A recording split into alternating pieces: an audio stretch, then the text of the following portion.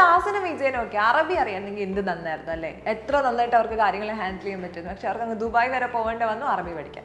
പക്ഷേ കേരളത്തിലിരുന്ന് അറബി പഠിക്കാം എന്ന് നിങ്ങൾക്ക് അറിയാമെന്ന് എനിക്കറിയാം. BA അറബിക്കിലൂടെ നിങ്ങൾക്ക് കേരളത്തിലിരുന്ന് അറബി പഠിക്കാം. പേര് പറയുന്നത് പോലെ തന്നെ BA അറബിക് ഭയങ്കര വൈഡ് ഓപ്പർച്യൂണിറ്റീസ് ആണ് നിങ്ങൾക്ക് പ്രൊവൈഡ് ചെയ്യുന്നത്. അറബി പഠിക്കാനും അറബിൻ്റെ ലിറ്ററേച്ചർ വേൾഡ് എക്സ്പ്ലോർ ചെയ്യാനും ഒക്കെ ആയിട്ട് നിങ്ങൾക്ക് അതിൽ കൂടുതൽ ഫോക്കസ് ചെയ്യുന്നത് ഗ്രാമറും വൊക്കാബുലറിയും ഒക്കെ ആയിരിക്കും. അതുപോലെ തന്നെ എങ്ങനെ സെൻറ്റൻസ് കൺസ്ട്രക്ട് ചെയ്യാം, എങ്ങനെ മീനിങ് ഫുൾ ആയിട്ട് സെൻറ്റൻസ് കൺസ്ട്രക്ട് ചെയ്യാം, നമ്മൾ പറയുന്ന അറബി അറിയാവുന്നവർക്ക് മനസ്സിലാവണമല്ലോ.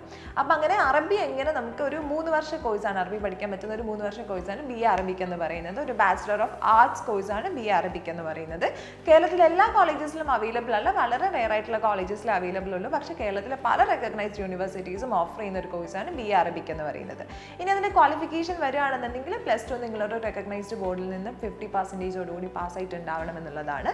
പിന്നെ ചിലയിടത്ത് നിങ്ങൾക്ക് അറബി അറിയാവുന്ന, അതായത് ഒരു ബാക്ക്ഗ്രൗണ്ട് ആയിട്ട് അറബി അറിയാമെന്നുണ്ടെങ്കിൽ അതൊരു അഡീഷണൽ എക്യുപ്മെന്റ് ആയിട്ട് വെക്കുന്നുണ്ട്. പക്ഷേ നെസസറി നിങ്ങൾ അങ്ങനെ അറബി അറിഞ്ഞിരിക്കണം എന്ന് നിർബന്ധമായിട്ട് പറയുന്നൊന്നുമില്ല.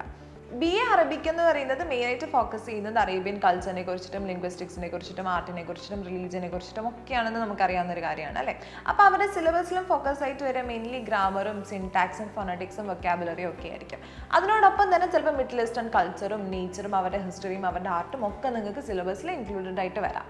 BA അറബിക്കിലൂടെ നിങ്ങൾക്ക് പോകാൻ സാധിക്കുന്ന വൈഡ് വെറൈറ്റീസ് ഓഫ് ജോബ് ഓപ്പർച്യൂണിറ്റീസിൽ ഒന്നെന്ന് പറയുന്നത് ട്രാൻസ്ലേറ്റേഴ്സ് ആയിട്ട് പോകാൻ പറ്റും എന്നുള്ളതാണ്. പിന്നെ ഇൻ്റർപ്രറ്റേഴ്സ് ആയിട്ടും ലാംഗ്വേജ് കൺസൾട്ടൻ്റ് ആയിട്ടും കൾച്ചറൽ കൺസൾട്ടൻ്റ് ആയിട്ടും ഒക്കെ നിങ്ങൾക്ക് വർക്ക് ചെയ്യാൻ സാധിക്കും.